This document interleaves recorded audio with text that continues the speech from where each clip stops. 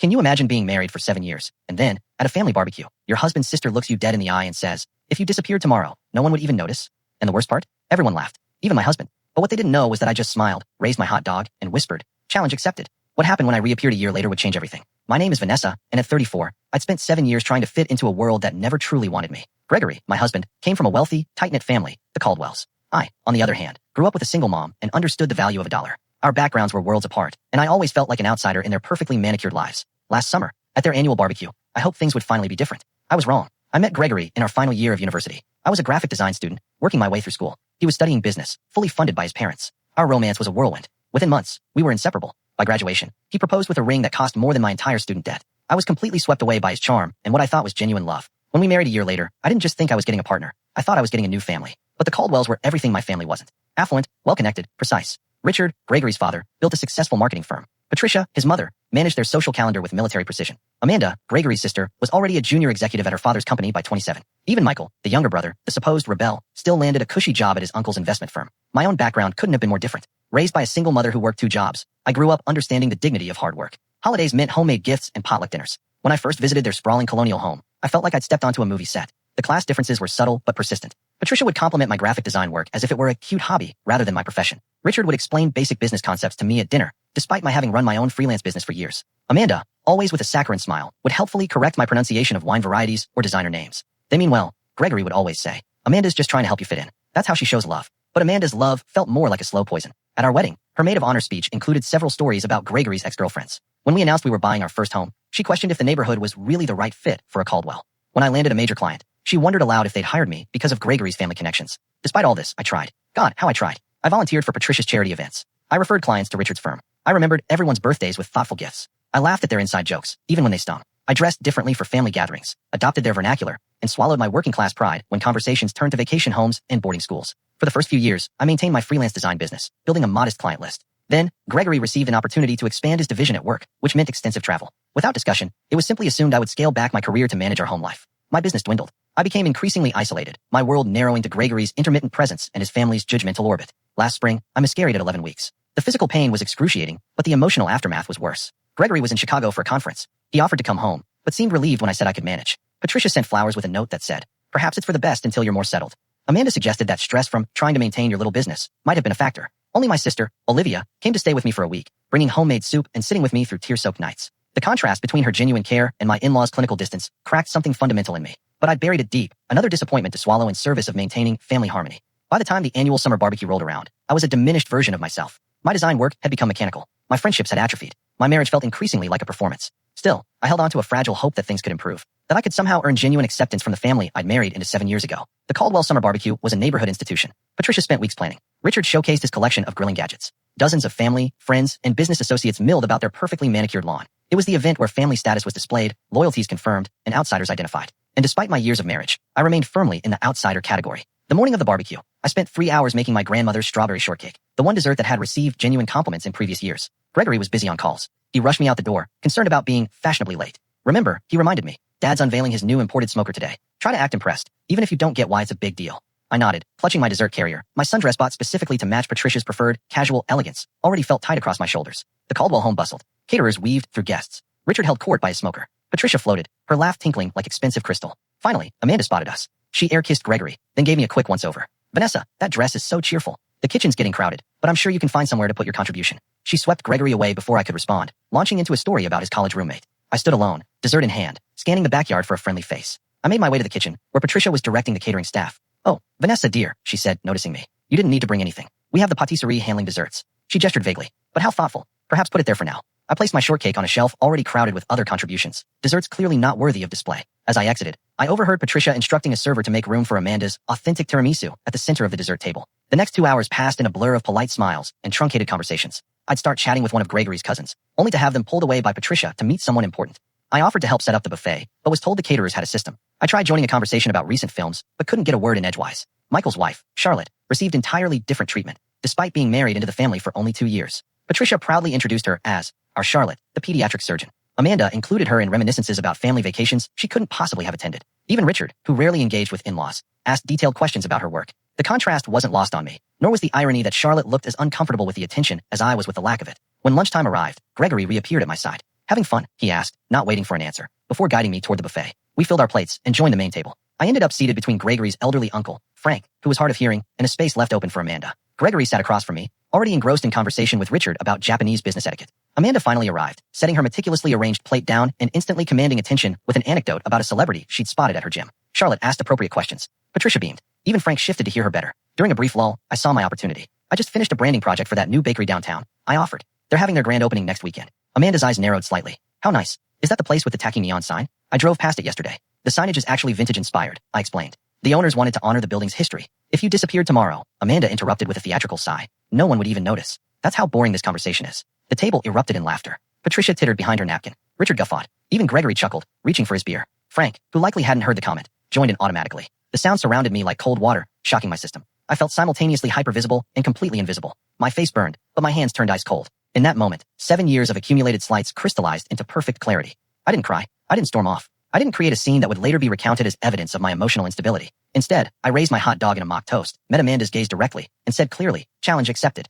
A brief, confused silence fell over the table. Amanda's smile faltered slightly. Gregory looked between us, sensing something had shifted, but unable to identify what. Then Patricia chirped. Who's ready for Richard to carve the brisket? And the moment passed. For the remainder of the afternoon, I observed rather than participated. I watched how easily they all moved through their world of assumed privilege and belonging. I noted how Gregory seamlessly blended with his family, occasionally throwing me an absent smile. I cataloged every slight, every exclusion, every moment I was spoken over or around. Most importantly, I listened to the quiet voice inside me that had been whispering for years, now finally loud enough to hear. You deserve better than this. By the time we gathered our things to leave, my decision was made. The only question remaining was how to implement it. The drive home from the barbecue stretched in silence. Gregory checked emails on his phone, occasionally reading aloud snippets about his Tokyo trip. I stared out the window, mental calculations already running beneath my outward calm. When we reached our driveway, he finally seemed to notice my unusual quiet. Everything okay? You've been off since lunch. I considered my words carefully. Amanda's joke about me disappearing. Did you think that was funny? Gregory sighed, unbuckling his seatbelt. Don't start with this again. Amanda was just being Amanda. You know how she gets at family gatherings. You laughed, I said simply. It was a joke, Vanessa. Not everything needs to be analyzed to death. He got out of the car, effectively ending the conversation. That night, as Gregory slept soundly beside me, I stared at the ceiling, replaying not just the day's events, but the entire trajectory of our marriage. I thought about the bright, ambitious designer I'd been when we met. I remembered how confidently I'd handled clients, how passionate I'd been about my work, how deeply I'd connected with friends. Somewhere along the way, I'd started believing the subtle message the Caldwells had been sending, that I was lucky to be among them, that my inclusion was conditional upon my compliance, that my worth was determined by their assessment. I slipped out of bed at 2 a.m. and padded to my home office. I opened my laptop and began methodical research. Bank accounts, apartment listings in Seattle, where Olivia lived,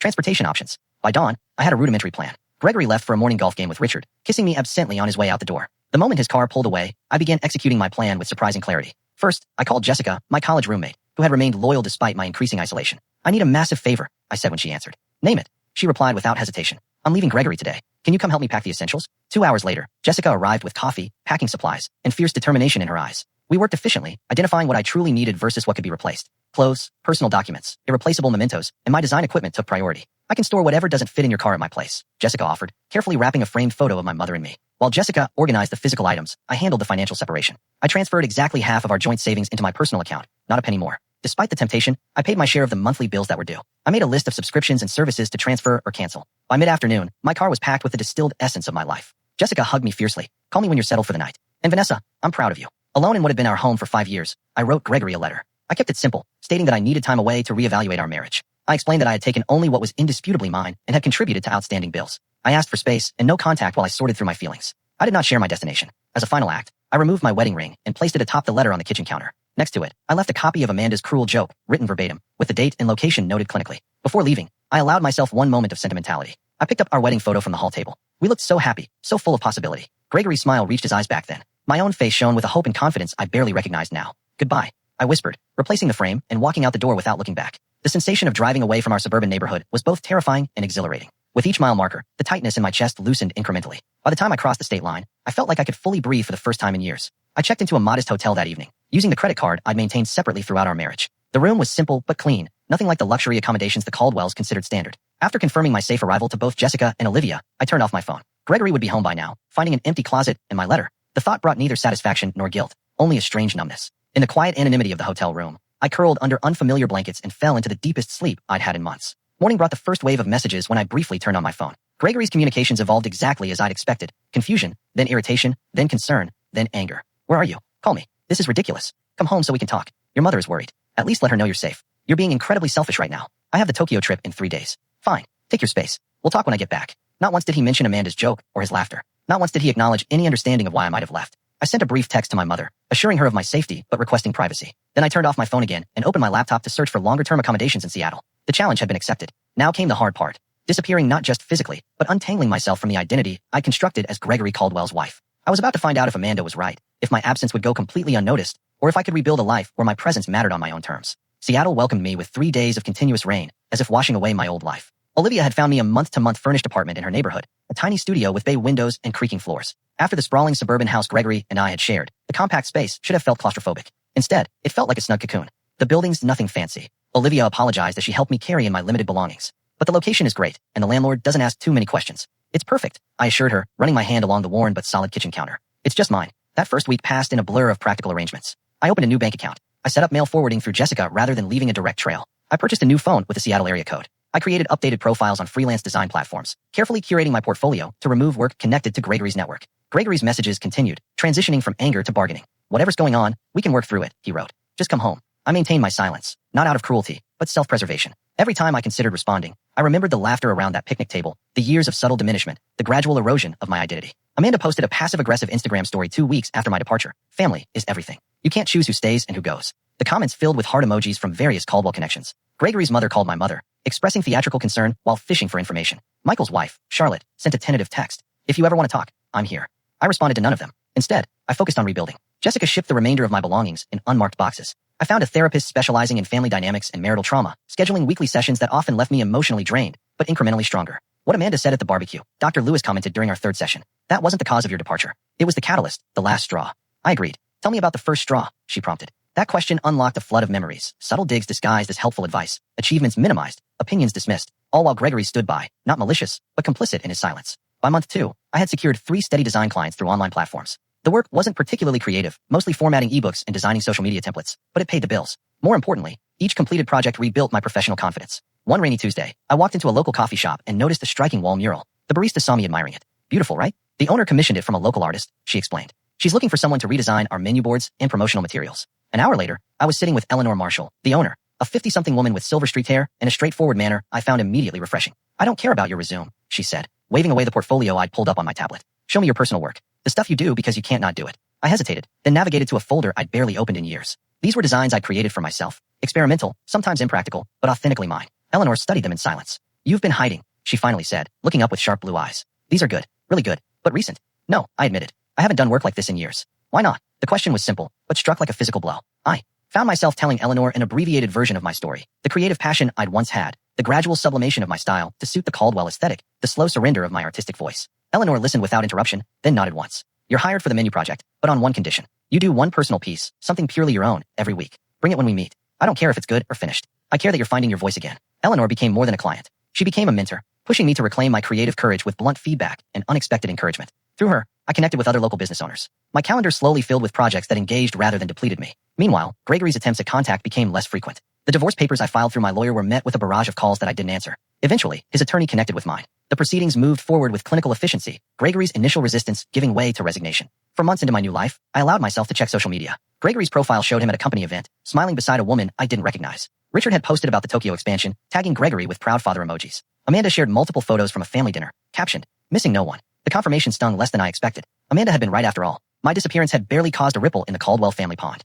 Somehow, this validation brought not pain, but liberation. I was no longer defined by their perceptions. 6 months to the day after leaving, I received the finalized divorce papers. Gregory had signed without contesting the straightforward division of assets. No alimony either way. A clean split of joint property. His only personal communication was a brief note. I still don't understand, but I won't fight you anymore. That evening, I stood in front of my bathroom mirror and cut my hair, shedding the long style Gregory had always preferred for a modern bob that framed my face. The woman who stared back seemed both familiar and new. Thinner perhaps, with faint lines around her eyes, but with a clarity of gaze I hadn't seen in years. By month 8, my design business had expanded enough to require a small workspace outside my apartment. I rented a desk in a cooperative creative studio, surrounded by other independent artists and entrepreneurs. For the first time since college, I had colleagues who valued my input and challenged my ideas on equal footing. When the anniversary of my departure approached, I no longer needed to check social media to know what the Caldwells were doing. They had receded from my daily thoughts, becoming characters in a story I'd lived through, rather than active presences in my life. Meanwhile, my new world continued expanding. A branding project for a local artisan food company won regional recognition. My redesign of Eleanor's coffee shop attracted attention from a lifestyle magazine. A comment I made during a design workshop led to an invitation to speak at a creative conference. 1 year after Amanda's fateful joke, I was no longer invisible. I had built a life where my presence was not only noticed but valued, where my voice was heard rather than interrupted, where my contributions were recognized rather than dismissed. The challenge had been met, but the story wasn't over yet. The email from Westwood Creative arrived exactly 52 weeks after the barbecue that changed everything.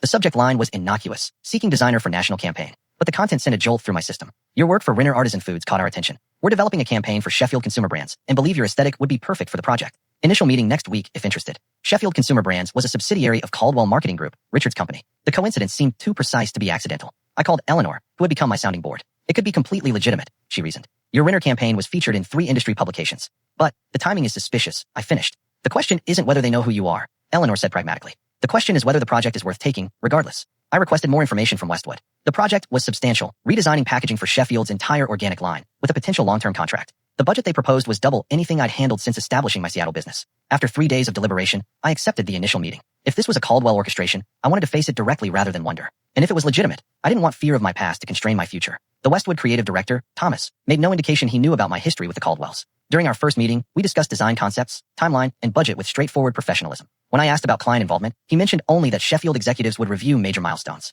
I accepted the project, establishing clear boundaries about communication channels and approval processes. For 3 weeks, everything proceeded normally. My preliminary designs received positive feedback. No Caldwell names appeared on any correspondence. Then came the announcement. Sheffield Consumer Brands would be featured at the annual Marketing Innovation Gala, unveiling their rebranded organic line as part of the presentation. As the lead designer, my attendance was highly encouraged. The gala was a major industry event, precisely the type of opportunity my rebuilding career needed. It was also exactly the sort of function the Caldwells never missed. Richard considered these networking evenings essential. Gregory had always dutifully followed his lead. You have 3 options, my therapist observed during our session that week. Decline to attend and potentially limit your professional growth. Attend and attempt to avoid the Caldwells, which may prove stressful and ultimately futile. Or attend and prepare to engage with them on your terms. What would you do? I asked. Dr. Lewis smiled slightly. I'm more interested in what Vanessa today would do, as opposed to Vanessa from a year ago. The question lingered. Last year's Vanessa would have either declined or attended as Gregory's apprehensive shadow, dreading Amanda's barbed comments and Patricia's conditional approval. But I wasn't that person anymore. The following morning, I emailed Thomas confirming my attendance. Then I made an appointment with a personal stylist and set aside a portion of the Sheffield advance payment for an outfit that would serve as both armor and announcement. The evening of the gala arrived with unexpected calmness. I surveyed my reflection. The woman staring back wore a tailored jumpsuit in deep emerald that was both sophisticated and distinctive in a sea of expected black dresses. My bobbed hair was now accented with subtle caramel highlights. The designer shoes, my one significant splurge, added 3 inches of confidence to my height. Most transformative, however, was the expression in my eyes. No anxiety, no apology, just steady readiness for whatever the night might bring. The venue was a restored historic theater, its grand lobby transformed. I had barely taken 2 sips of my signature cocktail when Thomas appeared, introducing me to a cluster of industry executives. Business cards disappeared into my clutch as we discussed emerging design trends. I found myself speaking with easy authority, my opinions met with thoughtful nods rather than polite dismissal. 40 minutes into the event, I was deep in conversation with a magazine editor when I felt a shift in the room's energy. I didn't need to turn to know that the Caldwells had arrived. Richard's booming laugh confirmed it moments later. I maintained my position, finishing my point about consumer psychology before excusing myself to visit the bar. As I waited for sparkling water, I scanned the room. Richard and Patricia stood near the entrance, holding court. Amanda wasn't immediately visible. And then I saw Gregory, standing slightly apart from his parents. He looked thinner than I remembered and somehow diminished despite his perfect tailoring. Our eyes met across the crowded space. His widened in unmistakable shock, lips parting slightly as if to speak despite the distance. I held his gaze steadily, neither smiling nor frowning, then deliberately turned my attention to the bartender, thanking him for my drink. The first encounter came minutes later. Richard approached while I was examining the event program. Vanessa, he said, his tone conveying neither warmth nor hostility. Quite a surprise, Richard. I nodded, meeting his gaze directly. I'm the lead designer for Sheffield's organic rebrand. He blinked, momentarily disconcerted by my calm demeanor. I hadn't made the connection. Their creative is being handled externally through Westwood. Yes, I'm working with Thomas's team. The preliminary market testing has been quite positive. I spoke as I would to any client executive, professional and assured. I see. He seemed to reassess me, noting the changes a year had brought. Your work has evolved since you left. Not evolved, I corrected with a small smile. Returned to its authentic direction. Richard shifted uncomfortably. Patricia is here somewhere. I'm sure she want to say hello. Of course, I replied, neither encouraging nor discouraging the prospect. As Richard moved away, presumably to report his discovery to the family, I rejoined the Westwood team, seamlessly integrating into their conversation. From the corner of my eye, I could see the ripple effect as Richard spoke to Patricia, whose perfectly maintained composure slipped momentarily as she sought me in the crowd. The Sheffield presentation was scheduled for the middle of the evening. As the time approached, Thomas guided me toward the staging area. We were nearly there when Amanda stepped directly into our path. Her expression was a complex mixture of surprise and calculation. Vanessa, no one mentioned you were involved with this project. Her tone suggested this oversight was somehow my fault. Amanda, I acknowledged. I'm working with Westwood Creative. Thomas, this is Amanda Caldwell, Richard's daughter.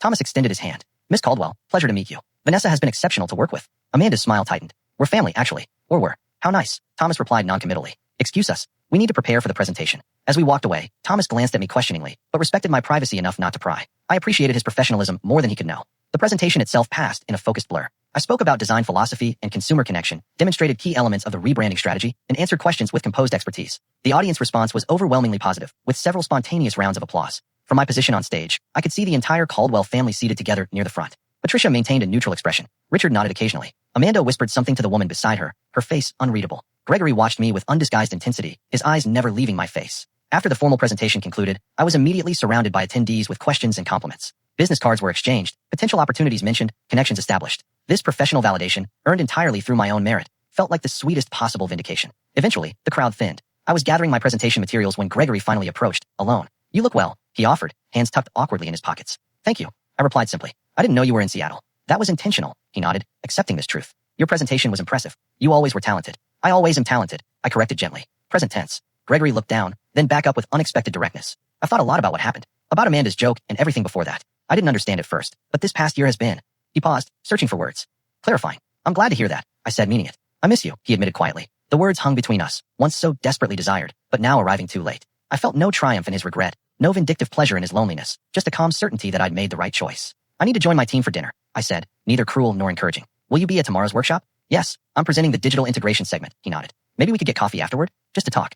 I considered his request. "I can spare half an hour," I conceded. Professional courtesy. Relief flickered across his face. "Thank you." As I turned to leave, Patricia appeared at Gregory's elbow, her social smile firmly in place. "Vanessa, darling, what an absolute delight to see you thriving." Her words were perfect. Her tone betrayed her discomfort. "Patricia," I acknowledged. "I hope you're well. We've all missed you at family gatherings," she continued, the practiced lie falling easily from her lips. "No one makes strawberry shortcake quite like yours." The old Vanessa would have accepted this olive branch, however disingenuous. The new Vanessa held her ground. "That's interesting," I replied pleasantly. I recall my shortcake being relegated to the pantry while Amanda's tiramisu took center stage at the last gathering I attended. Patricia's smile faltered briefly before recovering. "A simple misunderstanding, I'm sure." "Multiple simple misunderstandings over 7 years," I agreed, maintaining my pleasant tone. How fortunate that I now work in environments where such misunderstandings rarely occur. Before Patricia could respond, the event coordinator announced dinner seating. I excused myself with polite finality, joining the Westwood team at their assigned table across the room from the Caldwells. The remainder of the evening passed without further direct interaction, though I occasionally caught Gregory watching me from afar. As the event concluded, I declined the team's invitation for after-party drinks, preferring the quiet completion of returning to my hotel room alone. In the tranquil privacy of my room, I kicked off my designer shoes and stood at the window overlooking the glittering city. The confrontation I'd half dreaded for months had come and gone, leaving me not depleted, but strengthened. I had faced the Caldwells not as an apologetic outsider, but as a successful professional in my own right. Amanda's challenge, "If you disappeared tomorrow, no one would even notice," had precipitated not just my physical departure, but a complete reinvention. The final irony was that by disappearing from their world, I had become more visible in my own. The morning after the gala dawned with unexpected sunshine. I prepared for the day's workshop with methodical focus. The Sheffield marketing workshop was being held in the hotel's conference center. As I arranged my materials, I spotted Richard engaged in intense conversation with Thomas. Attendees gradually filtered in. I was reviewing my slide deck when Amanda entered, scanning the room until her gaze landed on me. After a moment's hesitation, she approached. "Good morning," she offered, her tone carefully neutral. "Thomas speaks very highly of your work." "Thomas is an excellent creative director," I replied. "The entire Westwood team has been exceptional." Amanda shifted her weight. "I didn't realize you'd established yourself in Seattle. Your presentation last night was impressive." Coming from Amanda, this reluctant acknowledgement was practically effusive praise. I thanked her with simple courtesy. "Father is considering bringing the entire Sheffield account in-house after this campaign," she continued, watching me closely. "He's been impressed with the direction." I understood the subtext immediately. If Sheffield became a direct Caldwell marketing client, my work would either disappear or be attributed to their in-house team. The old insecurity flickered briefly before I extinguished it. That would be Richard's prerogative as Sheffield's parent company, I said evenly. However, Westwood has contractual provisions regarding creative attribution that are quite specific. Thomas is particularly careful about protecting his designer's work. Amanda's expression tightened almost imperceptibly. Before she could respond, the workshop facilitator called for everyone to take their seats. Our conversation ended with mutual professional nods, a far cry from our last interaction over hot dogs and cruel jokes. The morning sessions proceeded efficiently. My segment on digital integration strategies was scheduled just before lunch. As I took the podium, I noticed Gregory slipping into the back of the room. I delivered my content with confident expertise. The question period afterward was lively. When Richard himself asked about implementation timelines, I answered with specific benchmarks. As attendees broke for lunch, Gregory made his way toward me, but was intercepted by a Sheffield executive. I used the opportunity to step outside for fresh air. The hotel's courtyard garden provided a quiet respite. I had just settled on a bench when Patricia appeared. Her expression suggested our meeting wasn't accidental. "You've always had excellent timing for escapes," she observed, smoothing her skirt as she sat beside me, uninvited. "I prefer to call it recognizing when I need space," I replied.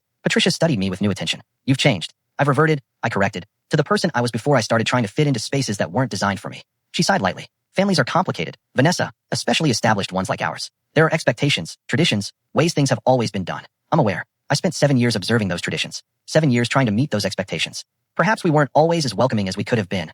Patricia conceded, the closest thing to an apology I'd ever heard from her. "But disappearing without a word was rather dramatic, don't you think?" I turned to face her directly. I left a detailed letter for Gregory. I ensured all financial obligations were properly handled. I made a clear adult decision to remove myself from a situation that had become harmful to my well-being. There was nothing dramatic about it. Gregory was devastated, she countered. Gregory was inconvenienced. I corrected gently. There's a difference. Patricia's perfectly maintained facade cracked slightly. You have no idea what this past year has been like for him, for all of us. You're right, I acknowledged. Just as you have no idea what the previous 7 years were like for me. We sat in tense silence for a moment before I continued. But I'm not interested in exchanging pain metrics, Patricia. That's not why I'm here. I'm here because I'm good at what I do, and my work has value to Sheffield's campaign. Something shifted in Patricia's expression. Not quite respect, but perhaps a new awareness. You always were stubborn. Determined, I countered with a small smile. Another distinction worth noting. As we headed back, Patricia asked an unexpected question. Will you be at the closing dinner tonight? Yes, Westwood has a table. She nodded thoughtfully. The salmon is usually excellent. It was such a normal, mundane observation, the kind mothers-in-law typically share with daughters-in-law, that it momentarily disoriented me. I murmured agreement as we rejoined the workshop, separating to our respective tables. The afternoon sessions focused on implementation strategies.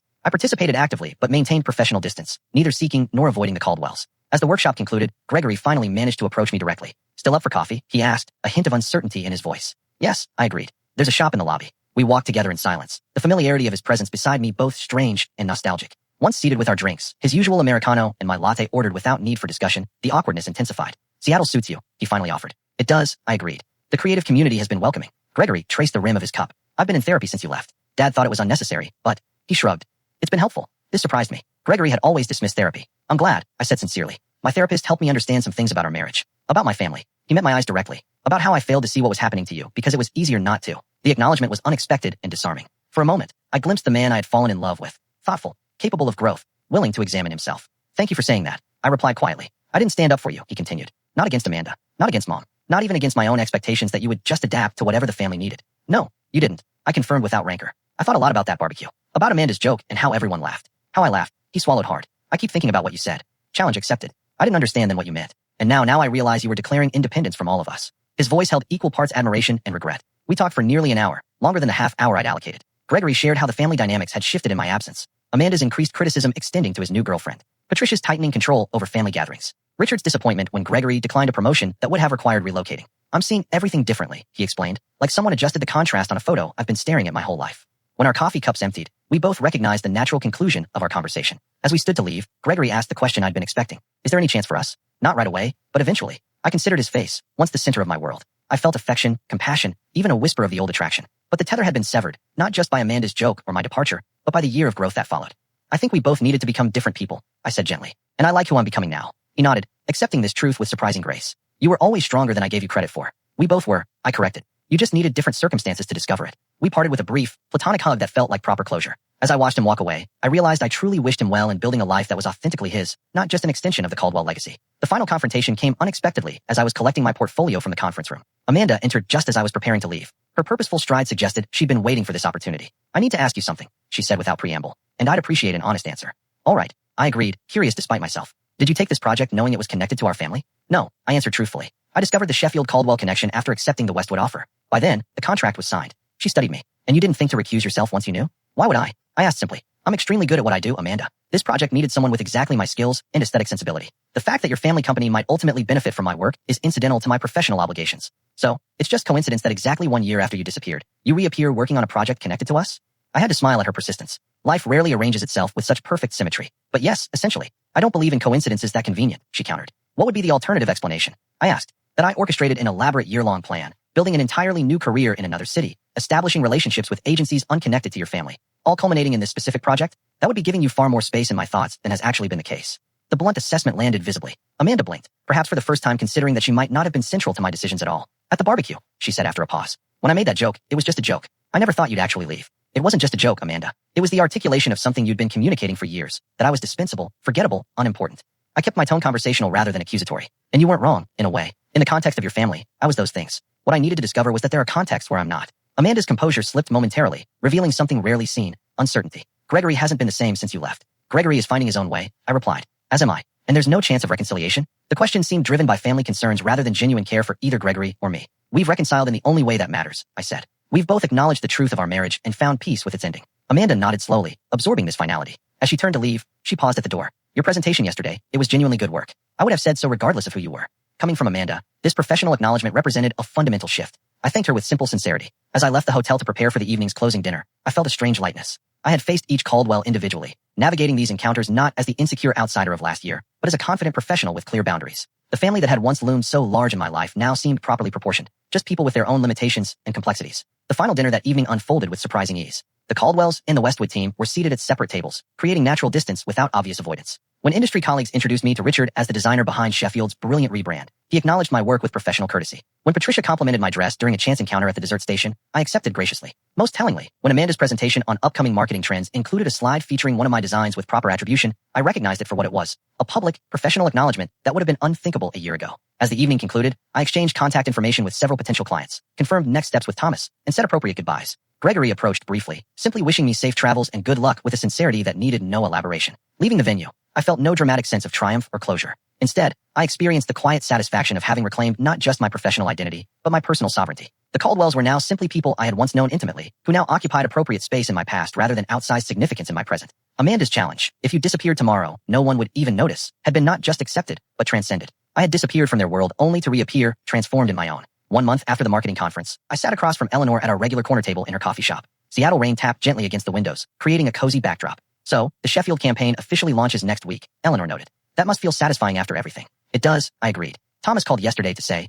early retailer response has been overwhelmingly positive. They're already discussing extending the rebrand to additional product lines. And the Caldwell connection? She asked. I considered. It's become professionally cordial. Richard's marketing director reached out about potentially collaborating on future projects through proper channels, with clear contracts. I haven't decided yet whether to pursue it. That's quite an evolution, Eleanor observed. From family outcast to sought-after professional resource. Life has interesting symmetries sometimes, I acknowledged with a small smile. The Sheffield project had marked a turning point in my career. The visibility of the campaign had attracted attention from other potential clients. My portfolio now included work that reflected my authentic design voice. Most importantly, I approached each opportunity with clear boundaries and confidence in my value. The divorce had been finalized with surprising smoothness. Gregory had been fair in the financial settlement, even generous. We maintained no direct contact, but our respective lawyers reported professional cooperation. My only personal request, keeping my original engagement ring that had belonged to my grandmother rather than the Caldwell family diamond Gregory had later insisted I upgrade to, was granted without argument. My regular therapy sessions with Dr. Lewis continued, though we had reduced the frequency. Our conversations had evolved from processing acute emotional trauma to exploring healthier patterns for future relationships and continued self-discovery. The interesting thing about healing, Dr. Lewis had noted, is that it's rarely a return to your previous state. It's a transformation into something new that incorporates the experience without being defined by it. This resonated deeply. I wasn't trying to recapture who I'd been before meeting Gregory. I was integrating that younger self's passion and confidence with the wisdom and boundaries hard-earned through difficulty. Jessica visited Seattle, marveling at the changes.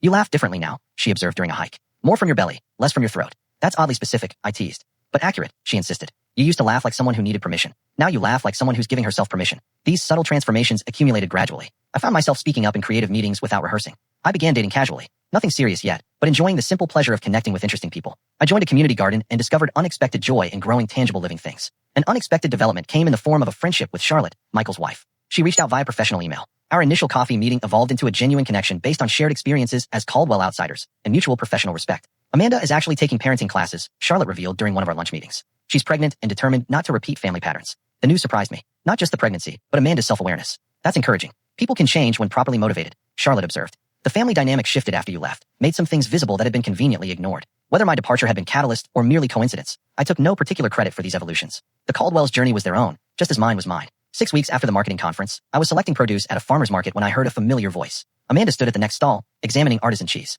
Her pregnancy was visible now, creating a softer silhouette against her typically tailored appearance. Our eyes met with mutual recognition. After a moment's hesitation, she approached. Vanessa, I didn't know you shopped here. Every Saturday, I confirmed. They have the best heirloom tomatoes in the city. The awkwardness between us was palpable, but not hostile. We exchanged brief pleasantries. Then Amanda surprised me with unexpected directness. I've been thinking about what you said at the conference, about context where you're dispensable versus valued. She adjusted her bag uncomfortably. I'm discovering something similar in preparing for motherhood. Everyone has advice about who I should become, how I should change. It's illuminating. Contexts shape us, I acknowledged. But they don't have to define us. Amanda nodded thoughtfully. The parenting class Charlotte probably told you about. It's helping me recognize some patterns, things I never questioned because they were just normal in our family.